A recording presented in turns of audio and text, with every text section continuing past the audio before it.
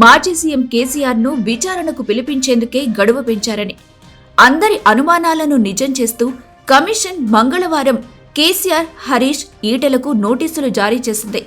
June 5వ తేదీన కేసీఆర్, 6వ తేదీన హరీష్, 9వ తేదీన ఈటెల కమిషన్ ముందు విచారణకు హాజరు కావాలని జారీ చేసిన నోటీసుల్లో కమిషన్ స్పష్టంగా ఆదేశించింది.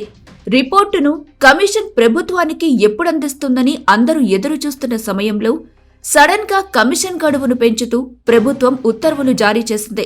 దాంతో అందరూ తెర వెనుక ఏం జరిగిందనే విషయమే ఆరాలు తీస్తున్నారు. అయితే నాటి పాలకులు కేసీఆర్, హరీష్, ఈటెలను విచారించకుండా కమిషన్ సబ్మిట్ చేయబోయే రిపోర్ట్ అసంపూర్ణంగా ఉంటుందని న్యాయ నిపుణులు అభిప్రాయపడ్డారని సమాచారం. ఏడాదికి పైగా విచారణలో కమిషన్ సుమారు 110 మందిని విచారించింది. ఇందులో సర్వీసులో ఉన్న ఉన్నతాధికారులు, ఇంజనీర్లు, ఐఏఎస్ అధికారులతో పాటు రిటైర్ అయిన ఉన్నతాధికారులు, ఇంజనీర్లు, ఇంజనీరింగ్ నిపుణులు, కాళేశ్వరం, మేడిగడ్డ, అన్నారం, సుందిళ్ల ప్రాజెక్టులను నిర్మించిన సంస్థల ప్రతినిధులున్నారు.